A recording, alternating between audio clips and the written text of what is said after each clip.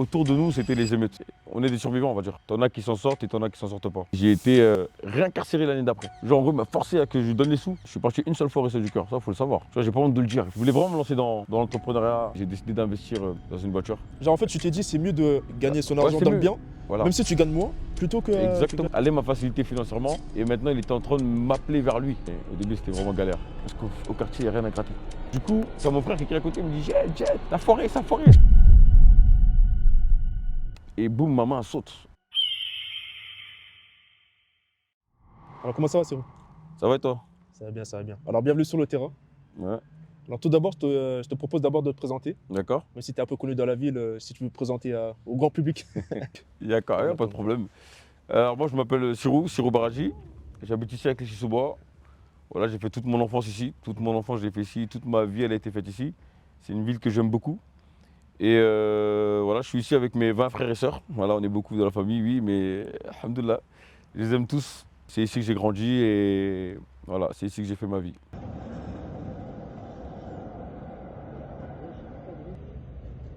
Moi et ma famille, on est venu ici, c'était en 2002. En 2002, on est arrivé à Clichy-sous-Bois.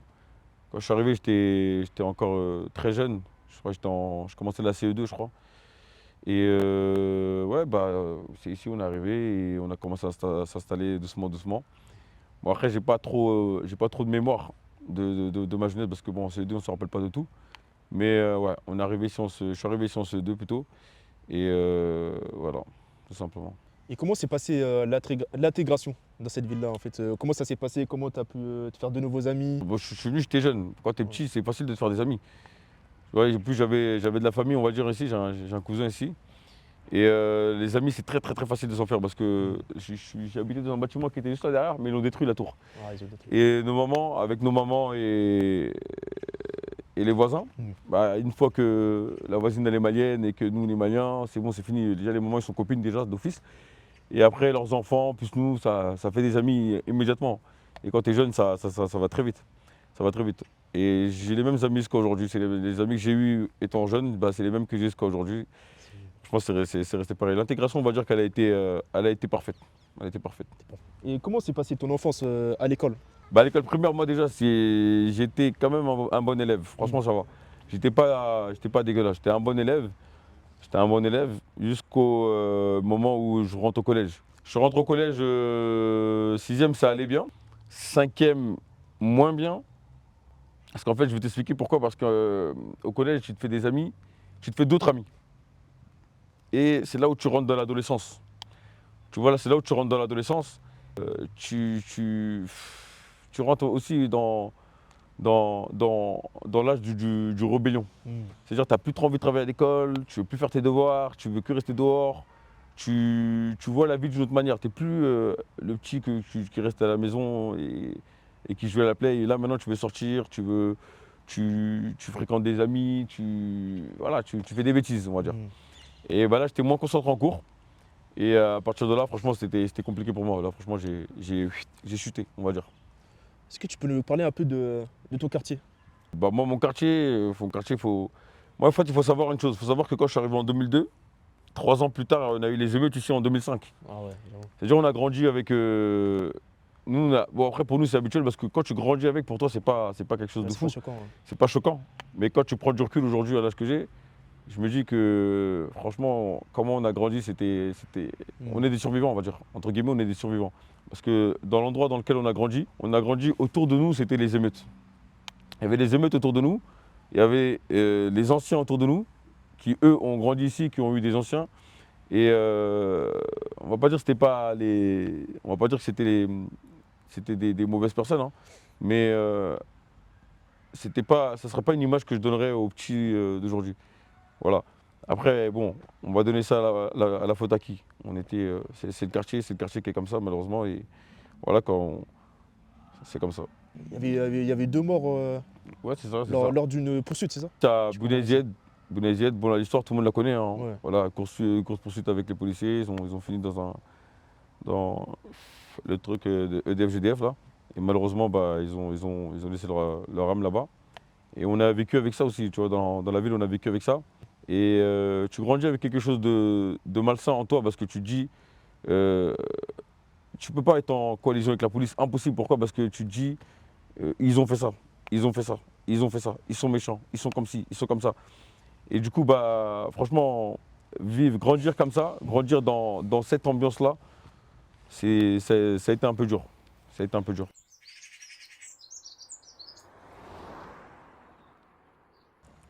Alors j'imagine bien que le contexte dans lequel tu as grandi devait être difficile.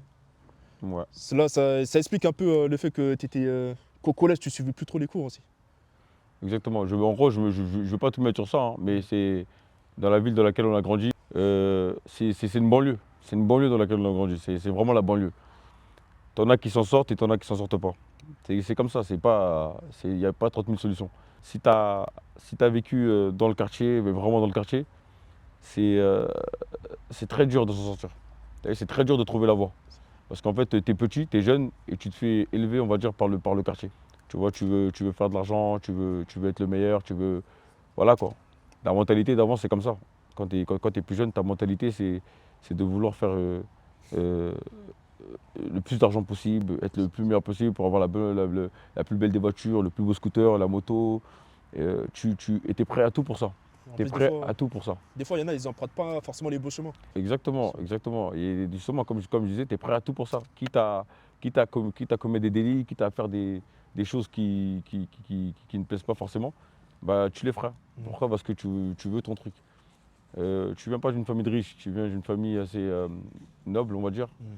Et tu veux quand même ta moto, tu veux ton. Ouais, moi j'ai 20 frères et sœurs, mon père il peut pas acheter 20 motos. Il peut C'est pas. vrai, c'est vrai. C'est impossible. Il peut pas acheter 20 motos pour tout le monde. Et du coup, là, tu es dans le quartier, tu veux ton truc. Mais quand tu es jeune, ta mentalité, elle est comme ça. Tu te dis, moi, il me faut mon truc. Et coûte que coûte, tu vas tout faire pour l'avoir. Et ça va générer des gardes à vue, ça va générer des liens avec la police, ça va générer des perquisitions, ça va générer pas mal de choses sur lesquelles tu ne t'y attends pas vraiment. Tu vois, au final, quand tu regardes le résultat, c'est pour un scooter ou bien c'est pour avoir le dernier survêt, avoir la dernière paire de TN. C'est pour être toujours frais, c'est toujours être bien. Mais au final, en vrai, tu vois que ça vaut pas le coup. C'est quand tu grandis après que tu vois tout ça. C'est quand tu grandis qu'au final, en vrai, ça vaut pas le coup, tu vois. Quand est-ce que tu as eu ce déclic-là? Genre, tu t'es dit, vas-y, genre, je vais faire les choses bien, je vais essayer de m'en sortir, mais dans le bien. D'accord. Bah, déjà, moi, il faut savoir une chose. Il faut savoir que, euh, comme je te disais, j'étais plutôt dans tout ce qui est mauvais. J'étais pas quelqu'un de sain. Franchement, pour dire la vérité, j'étais pas quelqu'un de sain. Je faisais pas mal de bêtises. En plus, j'avais des frères et on était tous presque dans le même délire. C'est-à-dire, on n'avait pas un pour rattraper l'autre. Tu vois, on était presque tous dans le même délire. Et moi, j'étais parmi les plus perturbants. J'étais vraiment parmi les plus perturbants de mes frères et même de mes amis, hein, dans mon entourage, vraiment en tout cas. J'étais parmi les plus perturbateurs. Et j'avais jamais travaillé de ma vie. Jamais travaillé de ma vie, mais j'avais des biens qui coûtaient assez cher. Du coup, tu peux te poser la question de comment il a eu ça, comment il a eu ça. Oui, quand tu vois, l'environnement dans lequel je suis ou ce que je fais en ce moment, tu peux te dire que bon, j'ai pas eu ça licitement. Mais le déclic, il vient comment? Le déclic, il est venu comment? J'ai eu une incarcération en 2014. En 2014. Même pas bien avant ça, j'ai eu le 14 juillet 2013. C'était en 2013, ça a commencé par là. En 2013, le 14 juillet, il y avait la fête des pétards. Ouais. Il y avait la fête des Moi, je- pétards. Et moi, les mortiers, je suis parti acheter des mortiers, mais moi, j'avais jamais fait de mortier de toute ma vie. Toute ma vie, moi, j'avais jamais fait de mortier, mais je suis parti acheter des mortiers et j'ai décidé de prendre un mortier. C'était pendant le ramadan. J'ai fini de manger, je suis rentré chez mes parents, j'ai fini de manger, je suis redescendu. Et je prends le mortier, je retourne le mortier. En fait, je mets à l'intérieur du boîtier parce qu'avant, les mortiers, c'était dans des petits cubes. Ouais. Tu mettais le mortier à l'intérieur, tu t'allumais et tu laissais le mortier monter en l'air. Bah, moi, j'ai pris le mortier et je l'ai mis à l'envers dans le cube. Ah ouais. Tu vois. Mais moi, je savais pas qu'il était à l'envers. Pour moi, je sais pas, hein. Pour moi, je prends mon mortier, ça va sauter en l'air et ça va péter, tu vois. Et je mets le mortier à l'intérieur, j'allume la mèche et je tiens le mortier comme ça avec ma main. Ah ouais. Et 5 secondes plus tard, fou, tu vois, tu entends le petit bruit comme quoi le truc il était censé partir. Mais il n'est pas Ouais. parti. Il est pas parti. Le truc en fait il est resté dans le cube. Mais moi je savais pas qu'il était resté dans le cube parce que Ouais. moi, pour moi je pensais qu'il était parti. Ouais. Mais du coup, t'as mon frère qui est à côté, il me dit jette, t'as foiré, ça a foiré, jette. Moi, j'écoute pas. Moi, je dis, mais qu'est-ce qu'il me raconte lui? Ouais. Mais quand même, tu vois, je me dis, attends, je lève une main et je fais un truc comme ça, tu vois. Ouais. Et quand je fais un truc comme ça, en fait, boum, le truc il pète dans ma main. Et c'est un mortier, tu vois, c'est pas quelque chose de petit, tu vois, c'est un mortier. Et c'est des pétards qui sont interdits de base. Et voilà, tu dis, comme quand t'es petit, tu fais pas attention, tu fais pas forcément attention à tout ça. Et voilà, le truc qui pète dans ma main, et boum, ma main elle saute. Elle Ah saute, ouais. mes doigts ils sautent. J'ai 3 doigts qui sautent, t'as compris? Sur le coup, moi, je comprends pas. Toi, mes oreilles ici, je comprends rien. Je suis comme dans un film. Je sais pas que mes mains, moi, je sais pas que ma main a un truc. Hein. Carrément, je sens rien. Je sens rien. Je suis là en mode, y a rien. Et t'as un monsieur qui passe à côté de moi au téléphone. Il vient, il passe à côté de moi, il crie. Ah! Et maintenant, c'est quand il crie, je dis quoi il crie lui? Et après, je regarde ma main, je lève ma main, je vois, il y a du sang, je vois, enfin, de partout, il y a du sang. Les veines, ils cassent là, et ma main, elle était coupée. Voilà, elle était coupée. Et tac. Bah, après, maintenant, quand je vois ma main, limite, je tombe dans les pommes parce que, t'as vu, pour moi, c'est. Là, la douleur, elle vient. En fait, quand tu vois, Ouais. la douleur, elle vient. Ok, Quand tu vois ok. pas, il n'y a pas de douleur. Tu dis pas, tu dis, il n'y a rien. C'était sur une fraction de seconde. Hein. Je capte. Là, la douleur, elle vient. Et quand la douleur, elle vient, il y a les grands du quartier m'attrapent, tout le monde m'attrape, tout le monde me truc. Ça me ramène chez les pompiers. Les pompiers, moi, je demande juste une seule chose à ce moment-là, c'est de me mettre une piqûre pour calmer la douleur. Tu vois. Et les SAMU, ils arrivent, c'est eux qui se sont occupés de ça. Eux m'ont endormi direct. Ils m'ont endormi direct, ils m'ont mis ma main dans un glaçon. Et alhamdoulilah, il y a une bonne chirurgienne, alhamdoulilah. Elle a bien réussi à rattraper tout ça. Moi, elle a fait en sorte que je garde la paume de ma main, que je garde deux doigts. Et machallah, franchement, elle m'a orienté vers des personnes spécialisées pour avoir des prothèses, pour avoir des choses bien. Et alhamdoulilah, aujourd'hui, grâce à elle, grâce à son travail, et voilà, je peux utiliser ma main bien comme il le faut. Et voilà. Ça, c'est l'étape du marché. Ça, c'est l'étape du marché. Mais après, après cette étape-là, j'étais toujours un bandit. Hein. Ça m'a Ouais. pas calmé. Ça m'a Ah ouais? calmé un peu. Parce que ça m'a calmé un peu parce que j'étais toujours dans mon truc. Tu vois? Carrément, dès que je suis sorti, le premier truc que je voulais faire, c'est voir si je pouvais lever encore. Si je pouvais lever Ah le ouais. scooter. J'ai essayé J'ai avec ma capté. main, si je peux lever. J'ai vu que je pouvais pas, c'était trop dangereux pour moi, j'ai mis sur le côté. Tu vois, j'ai pas. Mais la rééducation, ça s'est passé comment? La rééducation, en fait, j'avais pas forcément de rééducation à faire. J'avais juste un doigt qui était un peu dur Ouais. et je partais jamais même à la rééducation. J'étais pas discipliné. Ah ouais. Moi, j'étais quelqu'un de. Bon, c'est arrivé, je suis au quartier, c'est. Voilà quoi, j'étais pas quelqu'un de discipliné, mais vraiment pas. J'étais buté dans mes trucs, j'étais au capté. quartier. Voilà. Quand je regarde aujourd'hui, je me dis que j'étais vraiment fou quand même. J'étais vraiment fou. Et voilà. Après ça, tu vois, j'étais là toujours au quartier. Je continue mes bêtises. Je continue toujours mes bêtises. Et jusqu'au moment, en fait, il te faut un déclic. Il faut un déclic dans la vie pour changer. Ouais, toujours. Il te faut un déclic. Et c'est Dieu qui donne ce déclic-là. C'est quand il t'aime. Allah, quand il t'aime, il t'éprouve. La première épreuve, pour moi, ça a été la main. Ouais. Ça, c'était le commencement. Parce que à cause de ma blessure, ça m'empêchait de faire beaucoup de choses. Il y a beaucoup de choses que je ne pouvais pas faire. Tu vois? Et ça, c'est quelque part, c'est quand Allah il t'aime. Allah, quand il aime, comme j'ai dit, quand Allah il t'aime, il t'éprouve. Et qu'est-ce qui se passe après? On va dire même pas un an après, je suis incarcéré. Je commettais tellement de bêtises que, bon, on m'a attrapé à un moment, on m'a incarcéré à Villepinte. J'ai fait un mois là-bas et je suis ressorti.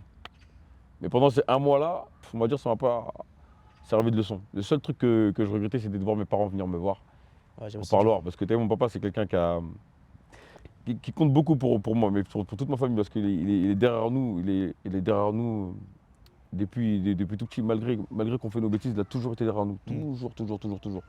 Quand tu vas en prison, il est toujours là. Franchement, ça me faisait plus de la peine pour lui, quand il venait me voir au parloir. Et après ça, je suis ressorti, un mois après. On va dire que c'était pas assez pour me faire comprendre que ce que je faisais, c'était pas bien. Ouais, Tu vois? j'ai capté. Après, je suis arrivé, j'ai fait quoi? J'ai été réincarcéré l'année d'après. Mais cette fois-ci pour 8 mois. 8 mois. Ouais, cette fois-ci pour 8 mois. Et le premier truc que je fais quand j'arrive en prison, je prends une lettre, je prends une feuille blanche et j'écris à mon père direct. Parce qu'en fait, c'est la seule personne à qui je pensais. Parce que je sais que lui, quoi qu'il arrive, tu vois, je savais que lui, quoi qu'il arrive, il allait être derrière moi. Il a toujours été derrière nous. Il ne nous a jamais abandonnés. Même si tu fais les plus grosses bêtises qu'il faut, il va toujours venir, il va toujours te dire ouais, faut prier, il faut faire ci, il faut faire ça. Il a toujours été derrière nous.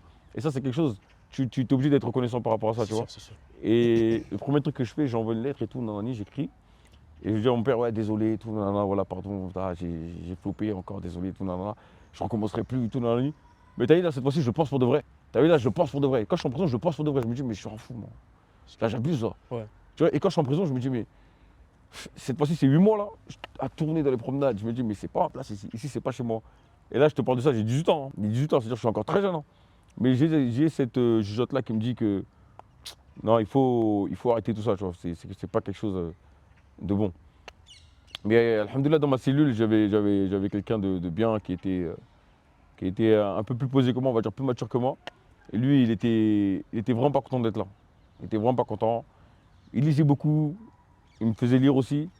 On lisait beaucoup des livres sur la tombe, cherchez-moi la tombe. Ça, c'est des trucs qui m'ont fait très peur. C'est-à-dire que j'étais en promenade. Je commençais à réaliser un peu que, en fait, ce que je faisais, c'était juste n'importe quoi. Et mes parents venaient me voir au parloir, j'étais pas bien, franchement j'étais pas bien. Cette peine-là, j'étais pas bien du tout parce que voir mon père toujours venir, toujours là, ma mère, ils sont toujours là, toujours ils viennent me voir au parloir. Ah, c'est dur. Hein. Bah là, ça m'a fait un petit déclic. Et comme on dit dans l'épreuve, tu vois, Allah, quand il t'aime, il t'éprouve. Ouais, c'est vrai ça. Bah là, Taïm m'a éprouvé, encore une fois. Mais dans cette épreuve-là, à la fin d'une épreuve, on dit quoi? Il y a la facilité, tu vois. Après chaque difficulté, il y a une Il y a facilité. une facilité, exactement. Et bah là, la facilité, elle est là en fait. Je me rends pas compte, moi, quand je suis en prison, je me rends pas compte. Je me dis pas que, bon, en vrai de vrai, derrière ce mal-là, peut-être il y a un bien qui va se cacher. Mais en tout cas, j'ai décidé à partir de ce moment-là que c'était fini. T'as vu, les bêtises, c'était fini. Je mettais un stop aux bêtises, c'était fini. En gros, plus jamais de ma vie, j'allais toucher tout ce qui est haram. Mais vraiment, plus jamais de ma vie. Et alhamdoulilah, j'ai réussi à tenir depuis cette promesse-là jusqu'à aujourd'hui. Alhamdoulilah, j'ai plus, j'ai plus fait de bêtises. Du coup, on va dire, ce qui t'a le plus aidé, c'est quoi? C'est plus la religion? C'est en fait le fait que tu as pris conscience des choses? Ou c'est plus ton père? C'est Il y quoi a, vraiment le truc qui t'a il y le plus a- aidé? il y a le papa Ouais. sur le fait de te dire, bon, tu as trop fait souffrir, c'est bon, il faut que tu arrêtes. Mais la religion pour moi, c'est l'élément essentiel du changement de vie. Ok. De mon changement de vie en tout cas, c'est l'élément essentiel. Parce que déjà, tu lâches pas la prière, même quand je fais des bêtises, je lâche pas la prière. Hein. C'est comme ça, la prière, faut jamais la lâcher. Ça, c'est un truc, ça, c'est un conseil, ça, Ouais, c'est c'est la sûr. prière, faut jamais la lâcher. C'est sûr. Mais quand tu commences à comprendre ta religion, tu vois que tu es dans l'erreur. Là, tu vois que tu es dans l'erreur. Tu vois qu'en vrai, ce que tu fais, c'est pas ça en fait. Parce que tu fais de l'argent, tu fais de l'argent, tu fais de l'argent. Ton argent, tu le vois pas. Tu t'arrives pas à coffrer. C'est sale, c'est pas bon. Ça va que c'est malsain. Tu Bah, finis en d'accord, prison, tes parents, ils sont là, ils font. C'est pas ça la vie en vrai. Tu vois, quand tu regardes bien, tu dis en vrai de vrai, non. C'est pas ça la vie. Mais cette fois-ci, quand je sors de prison, je fais un mois. Quand je sors de prison, je fais un mois dehors. Et là, j'ai quoi? J'ai 19 ans. 19 ans, 20 ans, je crois. 19 ans, 20 ans. Parce que je tombe en 2018. 19 ans, 20 ans. Et à ce moment-là, je décide de, vas-y, c'est quoi? Je veux partir de la ville. Faut que je quitte la ville. Faut que je quitte. Faut que je quitte. Mais moi, je pense même pas à quitter sur le moment. Ça, aujourd'hui, parce que j'ai quitté. Mais je me dis, vas-y, laisse-moi me poser. Et Allah me facilite. Parce que moi, j'ai un beau-frère, il habite en Normandie. Il est marié avec ma soeur. Et lui, il avait un petit studio là-bas en Normandie et il m'a hébergé pendant quelques temps. Ouais. Parce que quand je décide de tout arrêter, j'ai rien, j'ai plus C'est rien. vrai ça. Et là, quand je ressors, j'ai plus rien. Là, tu reconstruis ta vie, on va Je dire. dois tout reconstruire. Ouais. Alors que faut savoir que j'ai jamais travaillé de ma vie, moi. Jamais. J'ai jamais travaillé. Tu vois, et j'ai rien. Ouais. Et ça veut dire maintenant, moi, quand j'ai rien, je sors dehors. On me propose, hein, on continue à me proposer des affaires d'avant. Oui, viens, remets-toi dans le bain. On me propose, c'est-à-dire que j'ai l'occasion de faire de l'argent. Franchement, c'était facile, c'est pas compliqué. Mais, alhamdoulilah, Dieu il a mis la force en moi pour refuser. J'ai tout refusé. J'ai tout refusé. Tout ce qui était haram, j'ai tout refusé. T'as raison, Et j'ai décidé de rester dans mon truc. Mais vraiment déterminé, tu vois, pendant les premiers mois. Et je savais que si j'allais continuer à rester ici dans cette ville-là, j'allais peut-être retomber. Tu vois. Mais c'est Allah qui s'occupe du projet. Parce que quand tu es en prison, tu fais des doigts pour qu'Allah te guide. C'est Allah qui s'occupe de ta guidance, tu vois. Ça. Et là, il m'a guidé vers le Havre. Et voilà, je suis arrivé au Havre. Quand je suis arrivé au Havre, bah, j'ai mon beau-frère qui lui, machallah, aussi, lui, c'est une personne mature. Il a presque 10 ans de plus que moi. C'était une personne posée, mature, bien réfléchie, avec beaucoup d'ambition. Et lui m'a beaucoup aidé. Mais vraiment beaucoup. Déjà, il m'héberge. Il m'a hébergé chez lui. Il avait un studio qui dormait quelque part, mais en gros, ça l'arrangeait aussi hein, que je sois là. Mais on va dire, il m'a hébergé, on va dire. Du coup, voilà, je suis là-bas. Il faut savoir que là-bas, c'est très compliqué parce que j'ai pas de quoi subvenir à mes besoins, je travaille même pas. C'est-à-dire que je suis à l'assistance sociale. Je vais à l'assistance sociale, ils me donnent des 80, 120 euros par mois. Ils se donnent des débrouiller avec ça. Parce que mon loyer là-bas, il est gratuit. Tu vois, le loyer il était à 80 euros avec les appels, il était à 80 euros. Et je payais ça. Le petit studio que j'avais, je payais 80 euros. Et après, il me restait même pas beaucoup, j'allais à Algi. Mais après, quand tu vas à l'assistance sociale, les assistances sociales aussi, eux, ils te disent d'aller au resto du cœur. Parce que c'était la Hesse, hein, c'est la vérité. C'était la Hesse. Mais il fallait juste que je prenne ma voiture, je vais à Clichy pour régler le problème de la Hesse. Mais est-ce que là-bas, t'as pas cherché à trouver un travail? Ou sinon à t'inscrire à une boîte d'intérim ou un truc comme ça? Est-ce que t'avais pas pensé à ça ou Bah si, j'étais dans ces démarches-là. Ouais. Bah oui, parce que tu viens d'arriver, déjà les premiers mois ils passent, il faut t'installer, il faut que tu mets ton adresse là-bas, il faut gérer tout ce qui est administratif.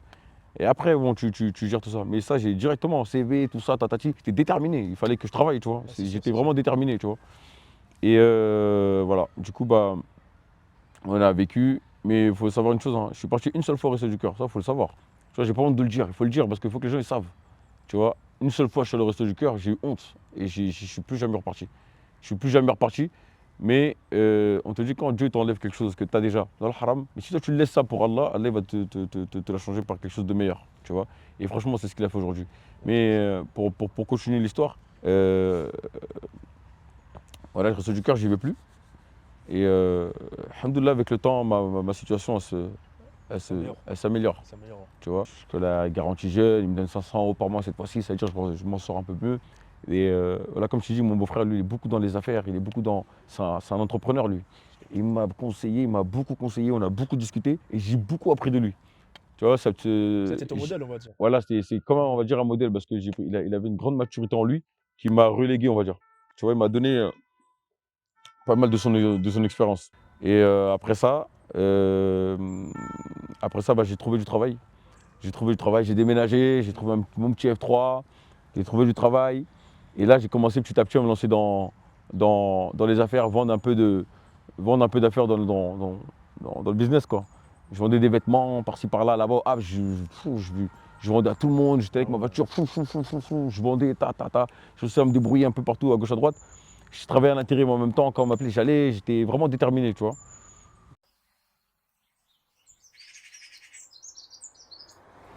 Après, il y en a beaucoup en fait qui disent qu'ils veulent pas revenir, qu'ils veulent pas faire un CDI. Parce qu'en fait, le CDI, tu gagnes un. Genre, imaginons, genre, tu travailles à l'intérim. Tu travailles à l'intérim, on va dire préparateur de commande. Mhm. Généralement, les salaires, ils vont tourner autour du SMIC. En fait, il y en a beaucoup qui n'acceptent pas ça. Et toi, comment en fait, tu as vécu ça? Franchement, c'est très dur. C'est Mhm. très dur d'accepter ça. C'est vraiment très dur. Mais après, si tu ne le fais pas, tu retournes, on va dire, aux mauvaises habitudes. C'est vrai. Mais Genre, en fait, tu t'es dit, c'est mieux de gagner son ouais, argent c'est dans le mieux. bien, Voilà. même si tu gagnes moins, plutôt que gagner. Exactement. Tu gagnes moins, mais tu as la tranquillité. Exactement. Tu vois. Et à 18, 19 ans, avoir cette jugeote-là, franchement, il n'y a que Allah qui peut te donner cette jugeote-là. Du coup, il faut juger personne. Ok. Ça, c'est le plus important. Il faut juger personne. Parce que dans les quartiers, chacun a une histoire.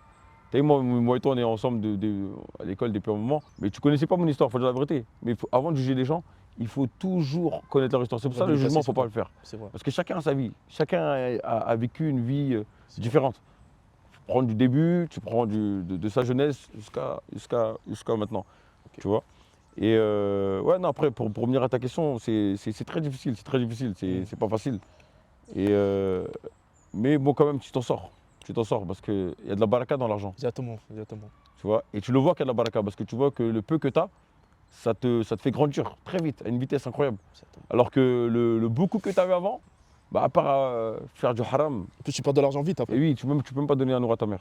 Tu peux même pas lui donner pour la faire plaisir ou quoi que ce soit. Alors que là, quand j'étais au Havre, quand je lui envoyais des 50 euros, 100 euros, Ils étaient contents. pour dire tiens maman, tiens, elle était archi contente, elle était contente en mode tiens. Et je voyais qu'elle était contente. Mais avant, non, avant ça marche pas ça. Avant, c'est l'argent, ça venait d'où donc, non, non, avant ça marchait pas. Et tu vois, c'est cette baraka là qui était. Du coup, tu m'as parlé de ton passage, au Havre. Mm. En fait, t'es resté combien de temps là-bas avant de revenir ici? Au Havre, j'ai fait 4 ans. Au Havre, j'ai fait 4 ans. Bah, comme je t'ai dit, moi j'ai trouvé un travail là-bas. J'ai trouvé un travail, j'ai fait 3 mois. C'était quoi C'est les seuls 3 mois que j'ai travaillé dans toute ma vie. Ah hein. ouais Les seuls 3 mois. C'était quoi comme travail là-bas? Déjà, j'avais passé mes diplômes en tant que cariste, chauffeur cariste dans. Ah, cariste, ouais. Ouais. J'ai capté. Et après, ce que j'ai fait, j'ai travaillé là-bas. On m'a appris pendant 3 mois. On m'a appris pendant CDD de 6 mois. Mais j'ai fait que 3 mois. J'ai fait 3 mois parce que je voulais vraiment me lancer dans l'entrepreneuriat. Je voulais rentrer dans un truc, dans un business. Ouais, tu t'es dit avoir la liberté. Ouais, voilà, j'ai patron derrière moi, c'était C'était chaud. relou. Franchement, c'était relou. Ouais. Au bout d'un moment, c'était relou. Et voilà, avec mon frère qui était ici à Paris, lui, il était à Paris. Lui, il travaillait ici à Paris, il était en manutentionnaire à FedEx, il était en CDI. Moi, on a décidé de parler, on a discuté un peu. Parce que j'ai un autre petit frère à moi, lui il faisait de la location de voiture. Il faisait de la location de voiture, mais c'est lui qui nous a donné cette idée-là. Parce qu'il a commencé de la location de voiture, ça marchait bien, mais lui, il était même pas dedans, il était trop nonchalant. J'ai capté. Mais voilà, bon après, moi, avec le peu d'argent que j'avais, j'ai décidé d'investir, dans une voiture. Et avec mon frère, voilà, j'ai décidé d'investir dans une voiture avec mon frère et ça a commencé comme ça. C'était quoi la première voiture que du coup tu as investi là-dedans? C'était quoi? La première voiture, c'était un Fiat 500. Bah, carrément, je me rappelle, c'est un pote à moi, carrément, il m'avait dépanné des sous pour aller la récupérer. Il m'avait dépanné des sous pour aller la récupérer. C'est un vaillant. Franchement, on ne va pas cracher sur les personnes qui nous ont aidés. Franchement, parce que C'est sûr, sûr. t'as beaucoup de personnes qui sont là, qui se sont mis sur ton chemin, qui ont mis leur petit grain de sel. T'as vu, ils t'ont aidé par ci, l'autre il t'a aidé par ça, l'autre il t'a. Il y a pas mal de trucs et du coup, il faut rester reconnaissant par rapport à ça, tu vois. Pour moi, c'est super important. Mais bref, c'est cet ami-là. Et j'ai acheté un Fiat 500. Ouais. Un Fiat 500, j'ai commencé à le louer petit à petit. Et tu avais mon frère aussi qui avait déjà une petite voiture, il avait un Audi A3. Et on a commencé comme ça petit à petit. Après, on a aussi, dans la ville, on a notre influenceur, Emre. On a un influenceur ici qui s'appelle Emre. Ah ouais. Lui aussi, lui était déjà dans la location de voiture. C'est quelqu'un qui était déjà dans la location de voiture. Et lui, il avait les gros bolides du quartier, il avait vraiment les voitures qu'il fallait. Et lui aussi, c'est quelqu'un avec qui j'ai grandi. Akechi, c'est quelqu'un avec qui j'ai grandi, mais vraiment depuis tout petit. C'est un ami. Et bah, ouais, lui, il donnait beaucoup de coups de pouce. Il faisait des pubs gratuits alors que lui, il avait une grosse communauté, tu vois. Il faisait des pubs gratuits, nos voitures repartaient. Et même sur les voitures, il s'arrangeait, on s'arrangeait. Franchement, il a été il nous a beaucoup aidés. Il nous a vraiment, vraiment beaucoup aidés. Tu vois, et ça, c'est important de le dire pour moi parce qu'il faut avoir de la reconnaissance. Et voilà, c'est ça. Après, il nous a beaucoup aidés et ça a commencé, ça a pris. Du coup, c'est comme ça que tu as trouvé tes premiers clients, on va dire. Ouais, voilà, j'ai trouvé un premiers petit client clients, comme ça, mais ça a pris une ampleur après phénoménale. Ça a pris une ampleur phénoménale. Allah nous a beaucoup facilité. Après, une fois que, voilà, on a monté les échelles petit à petit. Et après, bon, j'habitais toujours à avant. Après, bon, moi, j'étais avec mon pote ici, j'étais avec mon ami. Lui, c'était un ami, il partait beaucoup à la Umrah. Il faisait le Hajj tout le temps, mais moi, j'étais tellement dans mes affaires, gauche à droite, je ne calculais même pas. Je disais, vas-y. Bon, ça, après. Oui, Dieu, hein. Franchement, Dieu m'a tellement trop donné que je ne trouvais même pas du temps pour lui aussi. Tu vois, c'est ça l'ingratitude aussi, tu vois. L'être humain, il est ingrat. Mais un jour, cet ami-là, il m'a dit, j'y vais pendant le ramadan avec moi. Il m'a forcé. Il m'a pris mes sous. Genre, en gros, il m'a forcé à que je lui donne les sous Ah ouais? pour m'inscrire à la Umrah. Et je suis parti à la Umrah en 2019 avec lui. Et alhamdoulilah, là-bas, j'ai fait pas mal de rencontres. C'était pour moi le grand tournant. Pour moi, là, à ce moment-là, c'était le plus grand tournant parce que là, Allah m'a facilité financièrement. Et maintenant, il était en train de m'appeler vers lui. Mais vraiment. Tu vois, là, je suis plus stressé dans ma tête. Financièrement, je suis plus stressé. Mais maintenant, il m'appelle vers lui. T'as capté? Là, il veut vraiment que je sois rapproché de lui, tu vois. Et cette Umrah, franchement, elle m'a beaucoup, beaucoup, beaucoup fait du bien. Parce que j'ai fait la connaissance de pas mal de gens là-bas. Et grâce à des gens là-bas, j'ai trouvé un appartement à Paris. Et du coup, je suis venu habiter à Paris. J'ai laissé le Havre. Là, je suis désolé pour eux, hein, mais j'ai quitté le Havre. Et voilà, maintenant, je me suis installé ici à Paris. Dieu m'a laissé 4 ans au Havre pour que je me refasse. Pour que dans mon cerveau, je sois prêt. Tu vois. Et quand je suis arrivé ici, j'étais prêt pour plus retomber dans tout ce qui est mauvais. Et alhamdoulilah, quand j'étais là, j'étais tranquille après, tu vois. Mais après la Umrah, j'ai jamais arrêté. Tu as plusieurs business, c'est ça? Tu as location de voiture, agence d'Omra. Ouais. Et ici, on va en parler juste après, mais tu as aussi une marque de vêtements. Juste Ouais, après. j'ai une marque de vêtements Une marque de ici. vêtements, ouais. Ça, c'est là j'ai créé HS Fratello. Fratello, c'est Tiens, la la fraternité, c'est les frères. J'ai que des frères, moi. Nous, on est beaucoup frères. Et même mes potes, c'est mes frères. Tu vois, on est beaucoup dans ce truc-là. Et ouais, après, j'ai créé une marque de vêtements. Et voilà, j'étais dans le textile. C'est vrai que je suis dans pas mal de trucs. Mais ouais, c'est ça. Est-ce que tout d'abord, on va revenir sur la location de voiture, est-ce que tu peux nous raconter en fait une anecdote, enfin 2 anecdotes on va dire, une anecdote dans le bon et dans le mal, parce que je sais que ça, c'est un truc où il y a des gens qui sont malhonnêtes. Ils disent ouais vas-y ils vont te payer, ils te payent pas, sinon il y en a qui cassent la caution. Genre dis-moi c'était comment un peu au début, est-ce que c'était galère, est-ce que c'était. Bah, au début, c'est forcément une galère parce que tu connais pas le métier. Ouais. Tu connais pas le métier, il faut que tu te casses la tête entre guillemets pour que tu comprennes, tu vois. Mais au début, c'était vraiment galère parce que les voitures ils partaient, tu les retrouvais quand tu récupérais ta voiture. Tu disais Elle était tout l'argent que défoncée. j'ai mis dedans. Quand tu la retrouves, tu vois le véhicule. Ouais. Ah franchement, ça fait pas plaisir. Ça fait pas plaisir parce que tu vois les airbags ils sont sortis, elle est finie la voiture. Et tu as le client qui galère à payer, qui court à gauche, à droite. Franchement, c'était compliqué. Même après, les voitures, tu lis la mauvaise personne, au commissariat, nanani, pas de permis. Il y avait pas mal de choses qu'il fallait régler. Mais bon, avec le temps, alhamdoulilah, on a su s'adapter et gérer tout ça à bien. Voilà, juste après, tu as créé une agence d'Omra. Ouais. Est-ce que tu peux nous raconter comment ça s'est passé? Pour faire rapide, l'agence de Humra, en fait, ça va dans le cheminement de la Humra. C'est-à-dire que quand j'ai commencé la Humra la première fois et que je suis revenu, ça a totalement changé ma vie. C'est Parce grâce à que là, je l'entourage, voyais on va la suite de la vie d'une autre manière. Là, ça y est, il fallait que je sois concentré. Mais je suis reparti une deuxième fois, je suis reparti même, je crois une troisième fois, en 2021. Et bah, quand je suis parti en 2021, j'étais en voiture avec des frères et sœurs. On partait visiter Badr. On partait visiter la ville de. Je crois que c'est ça, la ville de Badr. On partait là-bas. Et dans la voiture, j'étais le moins instruit. J'étais le moins instruit. Tout le monde était là, il parlait arabe, tout le monde était là. Tout le monde était branché, on va dire. Tout le monde savait, tout le monde savait lire. Moi, j'avais rien, j'avais aucun bagage. Et ben, ce jour-là, ça m'a mis une claque. Mais vraiment une claque dans la voiture. Jusqu'à j'ai une larme qui a coulé. Parce que tu vois, on voyait les montagnes passer. J'étais vraiment dans l'émotion. Et cette année-là, c'était l'année du déclic. Parce que l'année d'après, j'ai décidé d'aller en Égypte. Ouais. J'ai essayé en Égypte, mais comme j'avais beaucoup d'affaires ici, je suis dans beaucoup d'affaires, beaucoup de trucs, mon téléphone n'arrête pas de sonner, j'ai eu du mal à trouver la concentration, je suis revenu. On m'a conseillé l'USH. Je suis allé à l'USH, j'ai appris là-bas, j'ai essayé de rester là-bas, mais tout en gardant mes affaires. C'est-à-dire, je suis toujours dans mes affaires, mais essayer de me concentrer là-bas. Exactement. Mais je lâchais jamais la Humra. La Humra, après, ça, c'est un truc que je ne pouvais pas lâcher, tu vois. Et comme je suis quelqu'un qui, on va dire, ambitieux, j'ai cherché une opportunité dans la Humra. Pourquoi pas aller tout le temps à la Humra, gratuit au final, et être avec et partir avec des gens. C'est-à-dire en vrai de vrai, en même temps je mange des hasanettes, et en vrai je reste dans le milieu religieux. Je reste dans le milieu religieux, je gagne de partout. Tu vois. Et voilà, c'était ça mon truc. Et c'était pour ça même que j'ai décidé d'ouvrir une agence de Humra. Ouais. Comme ça va permettre à tous mes proches, tous les petits de la cité, tous ceux qui ne sont pas allés, de venir. Parce qu'en vrai de vrai, il faut qu'ils comprennent. Pour qu'ils comprennent, il faut qu'ils viennent, il faut qu'ils voient. C'est vrai. Il y en a beaucoup qui disent que voilà, ça met une claque un peu. Ça met une claque. En termes de spiritualité, etc. Et même pour eux, bien, en mode. et même pour eux, pour finir, hein, vraiment pour finir, même pour eux, pour moi, j'ai vraiment besoin. Aujourd'hui, je te raconte mon histoire. Aujourd'hui, c'est pas pour dire oui, moi j'ai fait ça.